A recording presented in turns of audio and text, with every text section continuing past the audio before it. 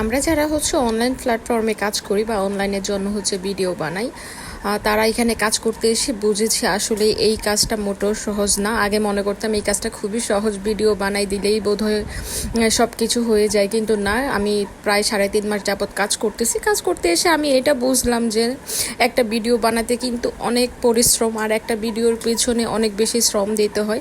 এই ভিডিওগুলো বানাতে গেলে আমাদের কাজেরও লেট হয় বা অনেক ধরনের অনেক সমস্যা থাকে। সব কিছু মিলিয়ে কিন্তু প্রতিদিন ভিডিও আপলোড দেওয়া, ভিডিওর কাজ করা, এটা কিন্তু আসলেই একটা কষ্টকর কাজ, এটা খুব সহজ কাজ না। আর যখন আমরা এই কাজগুলো করি ওই হিসেবে যদি আমরা সাপোর্ট না পাই, বা দেখা গেছে যে পরিমাণ ভিউ হয় ওই পরিমাণ যদি লাইক না হয় বা সাবস্ক্রাইব না হয়, তখন কিন্তু আসলেই খুব কষ্ট লাগে।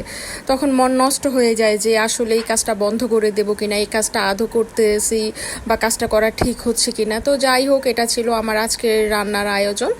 এখানে মুরগি রান্না করা ছিল, এটা জাস্ট একজনেরই তরকারি, তাই জাস্ট 3 পিস মুরগি ছিল আর কি।